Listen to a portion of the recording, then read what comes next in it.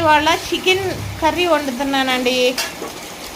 ముందుగా చికెన్ని శుభ్రంగా కడిగి దాంట్లోనే ఉప్పు, కారం, పసుపు వేసి బాగా పట్టించి పక్కన పెట్టాలండి. ఆ తర్వాత స్టవ్ ఆన్ చేసి బాండీ పెట్టి బాండీ వేడైన తర్వాత దాంట్లోనే తగినంత ఆయిల్ వేసి ఆయిల్ వేడైన తర్వాత ముందుగానే సన్నగా తరిగిన ఆనియన్ ముక్కలు వేసి అవి కొంచెం ఎర్రగా అయిన తర్వాత దాంట్లోనే అల్లం, వెల్లుల్లి, ధనియాలు, లవంగా, చెక్క వేసి నూరిన మసాలా ఒక స్పూన్ వేసి అవి మసాలా కొంచెం ఎర్రగా అయిన తర్వాత అప్పుడు ముందుగానే ఉప్పు, కారం పట్టించి పెట్టిన చికెన్ ముక్కలు వేసి ఆయిల్లో బాగా ఒక 10 నిమిషాలు మగ్గనివ్వాలండి.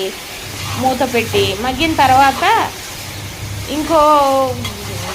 దాంట్లోనే ఇంకో 2 పచ్చిమిర్చి వేసి ఒక టమాటా వేసి చిన్న టమాటా ముక్కలు వేసి ఇంకో 10 నిమిషాలు సిమ్ములో పెట్టి మగ్గనివ్వాలండి. దాని తర్వాత దాంట్లో ఒక అర గ్లాసు వాటర్ వేసి ఇంకో 10 నిమిషాలు ఉడికించితే రెడీ అండి.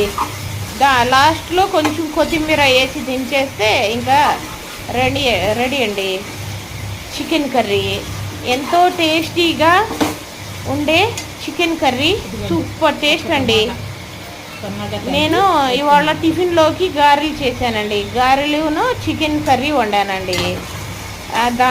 ఈ చికెన్ కర్రీకి బగారా పులావ్ లేకపోతే వైట్ రైసు లేకపోతే చపాతీ, పుల్కా తింటే చాలా అంటే చాలా టేస్ట్గా ఉండిద్దండి. కాంబినేషనే సూపర్ టేస్ట్ అండి. ఒక్కసారి ఇలా ట్రై చేయండి. సింపుల్.